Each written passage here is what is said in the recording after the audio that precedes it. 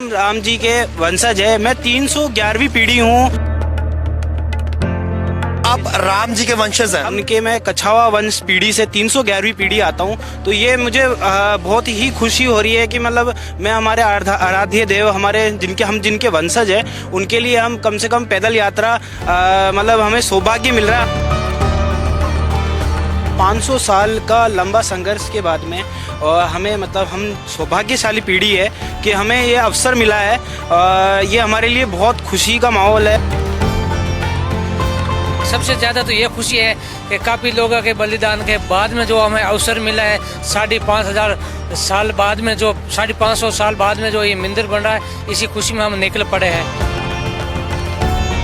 श्री राम के जो श्रद्धालु है, भक्त है, वो जगह जगह हमें मिले हैं। हमें किसी प्रकार की कोई दिक्कत आने नहीं दी। हमें बिल्कुल घर जैसा माहौल रखा और सबने हमारी मतलब अच्छी सेवा करी, अच्छी मतलब हमारे मतलब हर प्रकार से मतलब हमारा सहयोग रखा।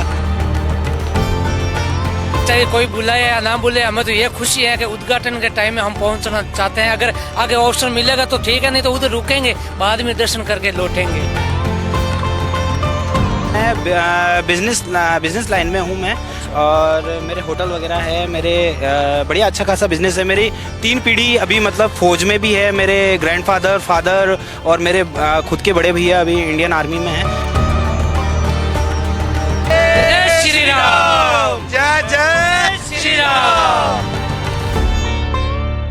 रामलला 22 जनवरी को अयोध्या आ रहे हैं और उनका स्वागत करने के लिए, उनका आशीर्वाद लेने के लिए पूरे देश से, हर जगह जगह से लोग पैदल पहुंच रहे हैं, गाड़ी से पहुंच रहे हैं और कोई जहाज से पहुंच रहे हैं। पर हमारे साथ कुछ लोग मौजूद हैं जो हमें लखनऊ नेशनल हाईवे पे मिले हैं, जिनको घर से निकले हुए एक महीना हो चुका है और अयोध्या रामनगरी पहुंचने वाले हैं। बहुत खुश हैं, बहुत उत्साह है उनके मन में, और जैसे जैसे वो आगे बढ़ रहे हैं उनको भूलती चली जा रही हैं। सबसे पहले इनका स्वागत करेंगे, इनसे जानने की कोशिश करेंगे कितनी तारीख को वो निकले हैं, और ऐसे इतिहास का वो एक सोने जैसा दिन जिसमें अपनी हाजिरी लगाने जा रहे हैं। सबसे पहले स्वागत करेंगे आपका प्रो पंजाब टीवी पे। जी जय श्री राम सभी भाइयों को। मैं देवेंद्र सिंह शेखावत, मैं राजस्थान मतलब केकड़ी ज़िले से हूँ, अजमेर के पास में। और मुझे आज 28 दिन हो चुके हैं मतलब वहाँ घर से रवाना हुए हुए, और मैं मतलब 1045 किलोमीटर अभी तक मतलब चल चुका हूँ, और 28 दिन हो चुके हैं मुझे अयोध्या श्री राम मंदिर पैदल यात्रा रवाना हुए हुए। 1000 किलोमीटर आप पैदल चल के जा रहे हैं? जी 1000 अभी मतलब 45-50 किलोमीटर और रह गया है मेरा। मतलब 1045 किलोमीटर चल चुके हैं हम लोग अभी तक। क्या क्या कठिनाइयां आई रास्ते में? देखो मैं आपके माध्यम से बताना चाहता हूँ कि मतलब श्री राम के जो श्रद्धालु है, भक्त है, वो जगह जगह हमें मिले हैं। हमें किसी प्रकार की कोई दिक्कत आने नहीं दी। हमें बिल्कुल घर जैसा माहौल रखा और सबने हमारी मतलब अच्छी सेवा करी, अच्छी मतलब हमारे मतलब हर प्रकार से मतलब हमारा सहयोग रखा। मतलब रहने से लेके हमें मतलब किसी भी प्रकार से कोई भी दिक्कत नहीं आने दी। श्री राम के बहुत से भक्त हैं। आप कहाँ से आए हैं? मैं जोधपुर जिला औसे तहसील राजस्थान से आ रहा हूं, और 25 दिसंबर को मैंने यात्रा शुरू की थी। मैं थोड़ा अलग मथुरा होकर घूमते आया हूं। मेरी राइड पूरी 1400 किलोमीटर होगी, 1400। और बड़ी खुशी की बात है पहले तो कि हम हिंदू हैं, हिंदू पर बहुत ही गर्व है। बाद में सबसे ज़्यादा तो ये खुशी है कि काफ़ी लोगों के बलिदान के बाद में जो हमें अवसर मिला है, 5,500 साल बाद में जो 550 साल बाद में जो ये मंदिर बन रहा है, इसी खुशी में हम निकल पड़े हैं। एक सवाल है आप दोनों से, मैं सवाल करना चाहूंगा। आपकी उम्र बहुत लग रही है, आपका आप काम क्या करते हैं आप? मैं देवेंद्र सिंह शेखावत, मैं बिजनेस लाइन में हूँ मैं। अच्छा। और मेरे होटल वगैरह है, मेरे बढ़िया अच्छा खासा बिजनेस है। मेरी 3 पीढ़ी अभी मतलब फौज में भी है। मेरे ग्रैंडफादर, फादर और मेरे खुद के बड़े भैया अभी इंडियन आर्मी में हैं। तो हम ऐसा कुछ भी नहीं है, मतलब सर्वगुण संपन्न है हमारा, मतलब और हर प्रकार से सिस्टम है। आप? जी मैं बाहर ही काम करता हूँ, और वैसे अपना कृषि खेती का ही काम है घर पर। काम धंधा छोड़ के आए हो पीछे? हाँ वो तो छोड़ गए और संभाल भी रहे, ऐसे नहीं कि बिल्कुल फ्री हो गए और हम खाली आज राम मंदिर के लिए आए हैं और वापस ही जाने वाले हैं, वो बात है नहीं ऐसा। लेकिन काम छोड़ के आए हैं। हाँ। कैसा महसूस कर रहे हैं इतिहास का वो दिन जिस दिन आप वहाँ पहुँचेंगे, आप आशीर्वाद लेंगे रामलला का, कैसा महसूस हो रहा है अंदर? देखो, मैं आपके माध्यम से एक चीज़ ये भी बताना चाहता हूँ कि 500 साल का लंबा संघर्ष के बाद में हमें मतलब हम सौभाग्यशाली पीढ़ी है कि हमें ये अवसर मिला है।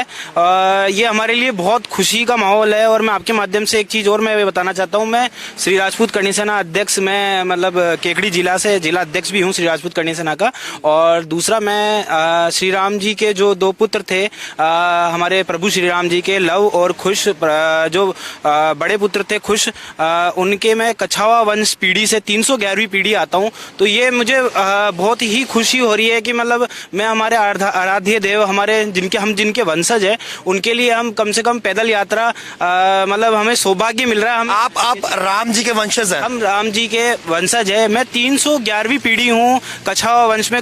जो श्री राम जी के 2 पुत्र थे, लव और कुश, जो कुश भगवान थे, जो बड़े पुत्र थे कुश, उनके 311वीं पीढ़ी कछावा वंश में मैं 311वीं पीढ़ी आता हूँ अभी प्रेजेंट में। तो बहुत सौभाग्यशाली हैं आप कि आपकी पीढ़ी में वो दिन देखने को मिल गया जिन्होंने बहुत इंतजार किया। बिल्कुल, हमें बहुत सौभाग्य प्राप्त हुआ है। और दूसरा, हमारे लंबे संघर्ष से हमारे राजपूत, जो हमारे अयोध्या के आसपास के जितने भी राजपूत लोगों ने बहुत बड़ा त्याग दिया था, हमारे राजपूत क्षेत्र जो सूर्यवंशी राजपूत थे, उनने बहुत बड़ा त्याग दिया था।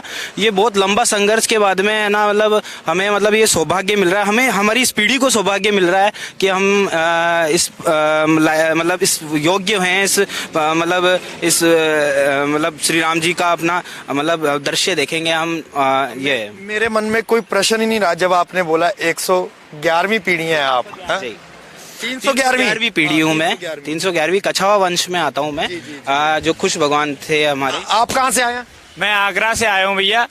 600 किलोमीटर की यात्रा है। तो मेरा कोई नहीं था, हम बैठे थे, 31 तारीख को हमारा प्लान बना, तो हम 3 तारीख को निकल लिए। तो इसी प्रकार हमारी कोई नहीं है, हम सिर्फ प्रभु से यही प्रार्थना है कि हमें ये अवसर देखने को मिला।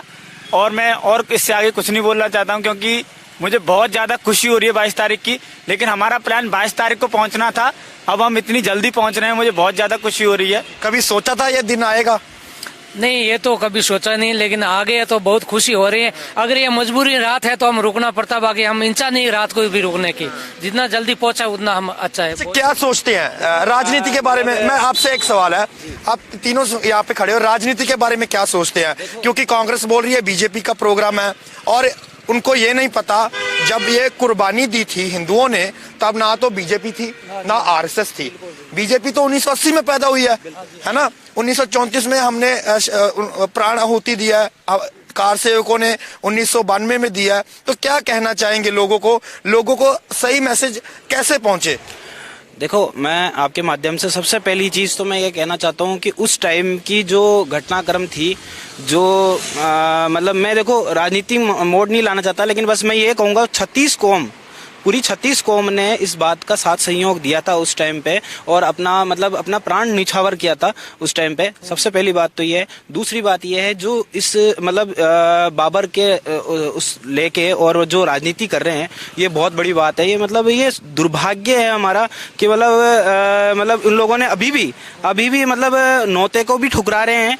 मतलब और दूसरी बात, हम तो मतलब उनके बारे में ना कुछ बोलना चाहते हैं, ना कुछ, कोई शब्द ही नहीं है ऐसे लोगों के लिए बोलना। और हमें कोई शब्द का मतलब उनके लिए कोई शब्द नहीं है कि मतलब उनको कुछ हम बोलें। वो बहुत ही मतलब गलत परिस्थितियां हो चुकी है उनकी राजनीति। कांग्रेस का बाइकआउट करना आपको सही लगा? बात मैं ये बता रहा हूँ कि हम तो काम देखते हैं, सबका साथ और सबका काम, उस पार्टी को हम चिनते हैं। बाकी वो गुमराह करने वाले के साथ में हम है नहीं। और अभी जो पार्टी का मुद्दा है वो हमारा नहीं, हम श्री राम के प्रभु के लिए जा रहे हैं, और पार्टी से कुछ लेना देना नहीं। लेकिन जो अच्छा काम करेगा और सबको मालूम है, और अच्छा काम करे उसका साथ हम जरूर देंगे। वैसे ही अब वहाँ पे उन्होंने बोला कि 22 जनवरी को वहाँ पे जो प्राण प्रतिष्ठा का न्योता दिया सिर्फ वही आएंगे, उसके बाद श्रद्धालु दर्शन करेंगे। तो आप फिर भी अपने 22 जनवरी का ही प्लान बना लिया? देखो सबसे पहली बात तो यह है कि देखो हम पैदल यात्री जो हम रवाना हुए हैं, हमारा एक अलग दौर दरिया है हमारा। मतलब इसको आप है ना मतलब किसी राजनीतिक स्तर पे या किसी नौते के उस मोहताज नहीं बनाए हमें, क्योंकि हम हजारों किलोमीटर से पैदल यात्रा आ रहे हैं। ये बहुत बड़ी बात होती है आज की तारीख में। अगर कोई अगर रोज के 50 किलोमीटर भी चल लेना तो वो भी बहुत बड़ी बात होती है। देखो हमारा मतलब उनसे मतलब कंपैरिजन मत करिए, क्योंकि हमें एक लंबा संघर्ष करके हम पैदल यात्रा आ रहे हैं।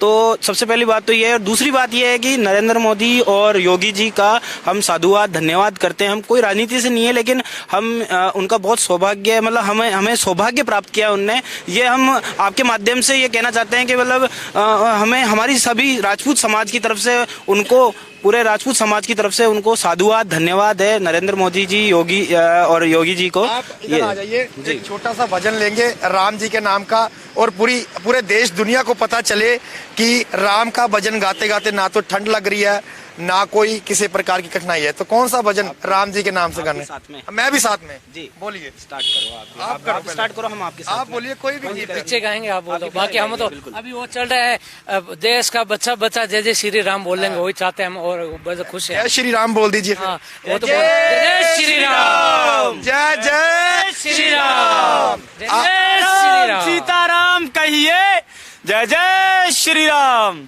आप कुछ कहना चाहेंगे आखिरी में? आखिरी में यही कहना चाहेंगे, चाहे कोई बुलाए या ना बुलाए, हमें तो ये खुशी है कि उद्घाटन के टाइम में हम पहुंचना चाहते हैं। अगर आगे अवसर मिलेगा तो ठीक है, नहीं तो उधर रुकेंगे, बाद में दर्शन करके लौटेंगे। आपकी यात्रा मंगलमय हो। और ये है देश के, भारत देश के वो नौजवान, वो बुजुर्ग, वो हर एक आदमी जो अयोध्या नगरी जाना चाहता है और उस इतिहास के पन्ने में अपना नाम दर्ज करवाना चाहता है। लखनऊ से कैमरामैन देवेंद्र के साथ प्रिंस सुनियाल,